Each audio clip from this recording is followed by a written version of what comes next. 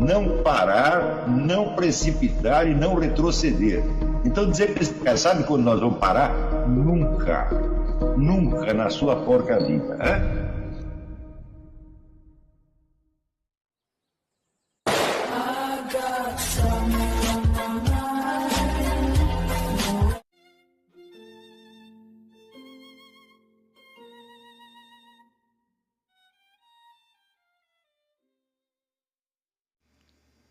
E aí pessoal, tranquilo?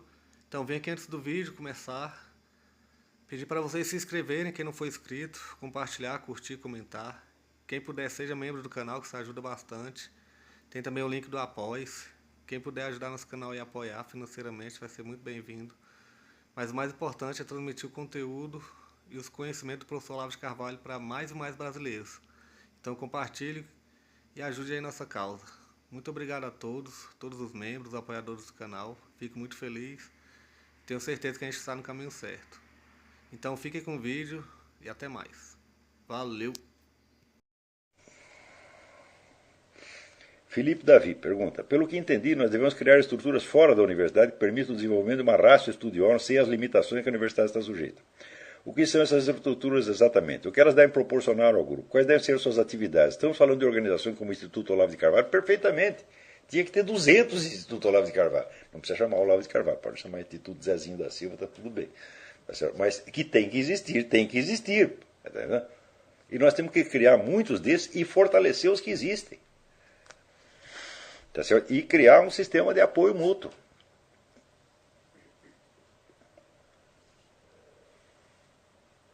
Tem alguma dificuldade para enxergar os ganhos que o trabalho em grupo pode proporcionar para quem, como eu, está no início de uma formação filosófica? Já que geralmente as coisas que consigo aprender, eu aprendo sozinho. É verdade, você aprende sozinho, porém, se não tivesse o grupo, como é que essas informações iam chegar a você? Vamos dizer, o simples intercâmbio de livros já ajuda. Não é isso? Então, ademais, nós não chegamos ainda no ponto onde nós podemos ter discussões, podemos ter algo similar à disputa medieval. Eu pretendo chegar nisso algum dia, ainda dentro deste curso. Mas eu acho que ainda não está na época. Na verdade, todo o meu esforço aqui, desde o começo até hoje, eu imagino que o ensino de filosofia tem primeiro uma fase inspiracional. Quer dizer, tem que insuflar nos alunos, vamos dizer, uma esperança, uma confiança, tá certo? Um desejo. Depois você passa para, vamos dizer, a fase instrumental, onde você vai dar elementos técnicos, etc, etc. Neste curso aqui eu já fui várias vezes para a fase instrumental e voltei para a inspiracional. Por que eu faço isso? Porque vocês estão na sociedade brasileira, a sociedade brasileira é entrópica. Isso significa que qualquer informação diferencial que você introduza ali é rapidamente dissolvida ou transformada ou rebaixada de nível para se transformar, vamos dizer, ou numa redundância, ou num produto material, tá certo? Ou num chavão, e daqui a pouco tudo aparece invertido. Então, a sociedade está continuamente apagando da sua cabeça tudo que você aprendeu. É incrível o tempo que se leva para ensinar qualquer coisa a um brasileiro. Mesmo o mais inteligente e o mais bem dotado deles. Então, e nos debates públicos, então? Algum de vocês acompanha a minha atividade jornalística, né? Então, agora eu leio, por exemplo, as notícias sobre o que está acontecendo no Rio de Janeiro, essa violência toda, e eu digo, olha, eu já expliquei tudo isso com 16 anos de antecedência. Por que é assim? Por que ia acontecer? Você remontando lá a origem do Comando Vermelho, que se origina ali na prisão da Ilha Grande, sob a influência dos intelectuais de esquerda. Quando você lê o livro do chefe do Comando Vermelho, William Lima da Silva, já está lá, com 20 anos de antecedência, o plano de unificação de todas as quadrilhas e de transformação do banditismo em força revolucionária. Já está tudo lá. Então, quando acontecem essas coisas, as pessoas estranham, como se fosse uma novidade. Eu falo, mas escuta, mas eu já disse para você que isso ia acontecer necessariamente, não tem saída, isso vai continuar crescendo. E Não há solução para isso, exceto se você agir em cima dos mentores. Porque o pessoal pensa duas coisas. Pensa, primeiro, o bandido atuante, o ativista, é o cara que pega a metralhadora, e pensa, vamos dizer, no organizador prático, que é o sujeito que ganha dinheiro com isso, mas não está se metendo diretamente na violência. Só penso nessas duas coisas. E escuta, e o poder intelectual por trás da coisa? Da onde saiu a concepção inteira? Hã? Então, você tem que remontar os caras que criaram a concepção e que continuam alimentando esta gente, vamos dizer, com elementos ideológicos e estratégicos. Se não tirar esses do caminho, meu filho, a coisa se reproduz, porque os ativistas sempre aparecem e o pessoal do dinheiro também sempre aparece. Né? Então, sempre tem alguém que quer ganhar dinheiro com a jogada e sempre aparece algum idiota que está precisando de um emprego e ele faz as contas. Se eu arrumar um emprego de office boy, eu vou ganhar um salário mínimo por mês. Se eu for aqui trabalhar de aviãozinho para os traficantes, eu vou ganhar 10 salários mínimos por mês. O que é vantagem? Eu vou no narcotráfico. Tá certo? Então, tudo isso está mais do que explicado e não adianta. Eu não consegui criar sequer uma discussão pública a respeito. Então, quer dizer o quê? Eu coloco lá a informação é dissolvida. As pessoas transformam aquilo em outra coisa. Por exemplo, vou dar um exemplo para você. Minha mulher está tendo uma discussão na internet sobre aborto. Então, ela colocou a seguinte coisa. Ora, todo o problema consiste em saber se o feto é um ser humano ou não. Então você tem que perguntar ao abortista, você tem certeza absoluta que o feto não é um ser humano? Absoluta. 99% dos abortistas vão dizer não. Se você não tem certeza de que ele é um ser humano ou não, você não sabe se aquilo é um homicídio ou não. Portanto, você não tem o direito de praticar levianamente um ato que tem grande possibilidade de ser um homicídio. Ou seja, contra o aborto você não precisa provar nada. É o abortista que tem que provar a tese dele. Então, bom, daí as pessoas que estão discutindo com ela respondem mil e uma coisa. Não, mas a lei a favor do aborto é um avanço social. Não, porque o aborto diminui a criminalidade. Mas peraí, vamos voltar ao ponto. Quer dizer que a fórmula mesmo do problema é dissolvida, tão logo enunciada, é dissolvida em outros aspectos. E nunca se chega àquele ponto. Por quê? As pessoas sabem que se elas tentarem responder esta pergunta, elas vão ter que admitir o que elas já sabem perfeitamente bem.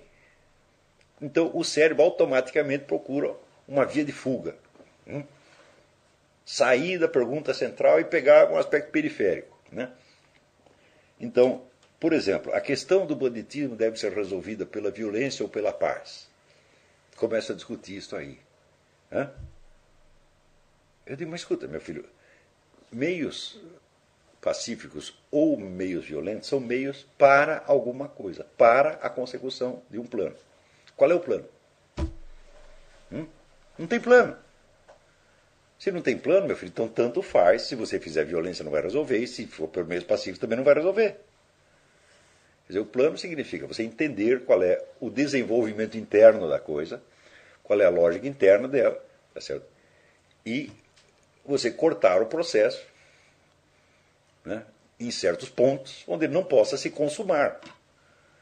Isso, por exemplo, todo mundo sabe que a cocaína distribuída no Brasil vem todinha das Farc. A produção é toda das Farc. Se cortar o contato com as Farc, acabou o narcotráfico, porra. Também todo mundo sabe que não existe narcotráfico se ninguém consumir drogas. Então, se você não criminalizar o consumidor, você nunca vai acabar com o problema de droga. Nunca, nunca, nunca, nunca. Se você quer dizer, olha aqui, é proibido vender, mas é permitido comprar. Você criou uma impossibilidade pura e simples. Então tem... Agora, os pontos decisivos da coisa ninguém quer discutir. Por que os políticos e essa elite falante não quer proibir o consumo de drogas? Porque eles todos são consumidores. Então não vão poder agir contra si mesmos. Quer dizer, como é que eles vão largar o vício, o seu sacrossanto vício? Não pode.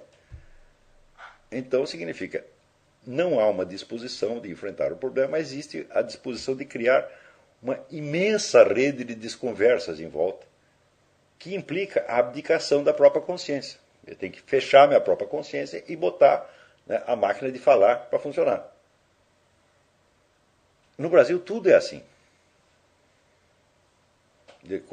Onde você tem um problema real, você não pode mexer no problema real. Então, começa a desconversa. Só que isso está assim faz muito tempo que está assim. Então, você pensa que isso acontece só na esfera política ou na esfera dos debates públicos? Não, meu filho, debate doméstico é a mesma coisa. Conversa doméstica é a mesma coisa. Quando você, por exemplo, vamos ver os problemas da educação doméstica. Você deve ser liberal ou você deve ser autoritário? Eu digo, bom, o liberal é o sujeito que permite e autoritário é o sujeito que proíbe. Agora, permite o quê e proíbe o quê? Esse que é o ponto. O Eugen Rosenstock Husserl dizia, eu não sei como as pessoas podem ser progressistas ou conservadoras, porque todo ser humano normal é ao mesmo tempo progressista e conservador. Porque são dois instrumentos de ação, assim como você tem uma mão direita e uma mão esquerda. Ora você vai empurrar as coisas para frente, ora você vai parar. Você não tem um carro, ou andou num carro alguma vez na sua vida? Você vê que tem um acelerador e um breque? Tudo na vida é assim. Você faça um gesto. Eu vou aqui pegar este isqueiro. Eu tenho que ter o impulso do gesto e ter a capacidade de reter o seu desenvolvimento quando ele chega ao ponto, ao objetivo. Então você tem o acelerador e tem o breque. Tudo na vida é assim. Então não tem sentido dizer, nós vamos usar o acelerador ou o breque. O problema é para onde você vai. Então esses, vamos dizer, debates estereotipados que se colocam, vamos dizer, em termos de alternativas opostas, quando todo mundo sabe que você não pode desistir de nenhuma das alternativas, são pura perda de tempo. Então, por exemplo, nós devemos fazer uma ação policial, invadir o Moro, prender todo mundo, ou nós devemos fazer obras sociais, playgrounds, escolas, etc. etc. Fala, é óbvio que as duas coisas.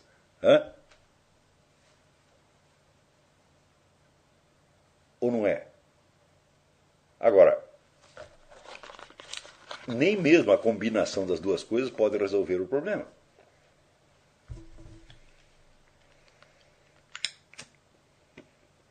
Se você não sabe qual é o problema. Quer dizer, a solução do problema não é nem a invasão e nem a assistência social. Por quê? O poder policial e a assistência social tem que existir na sociedade inteira e não somente no morro. Então, quando você dá nome dessas duas coisas, você está falando de forças genéricas que têm que estar presentes em toda a sociedade e, naturalmente, também tem que estar presente no morro, mesmo se não houvesse narcotráfico algum. Vamos supor que não tivesse nenhum traficante no morro. Então, a polícia jamais deveria ir lá? Claro que não.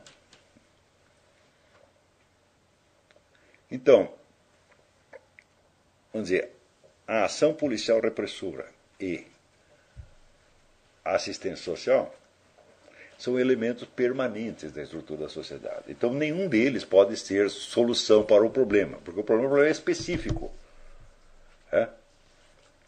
Se dissesse que, em vez de narcotráfico, houvesse uma epidemia nacional de batedores de carteiras, você ia ter que usar os dois instrumentos. Então, vamos dizer, a fuga do problema específico, do problema particular, concreto, para generalidades, destrói a inteligência das pessoas. E no Brasil, isto é a norma geral. Todo e qualquer problema que você esteja discutindo, o pessoal parte para generalidades. Por exemplo, durante muito tempo havia em economia discussão, nós devemos fazer uma economia para exportação ou voltada para o mercado interno. Os caras discutiram isso durante 40 anos, quando é óbvio que tem que fazer as duas coisas. E se cria duas escolas de pensamento. Uma que diz que nós devemos inspirar e a outra que diz que nós devemos expirar. Uma que diz que nós devemos nos mover e outra que diz que nós devemos nos manter em repouso.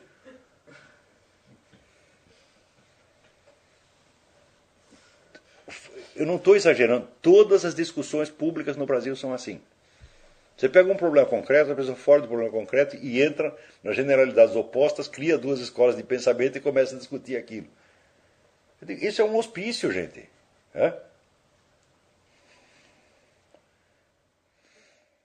Então,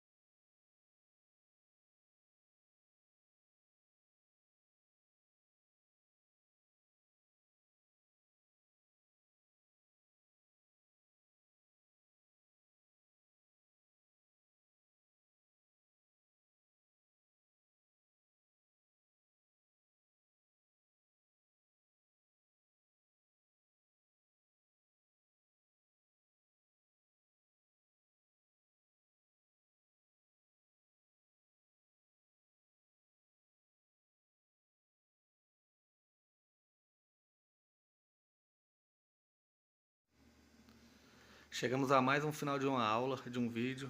Espero que tenham gostado.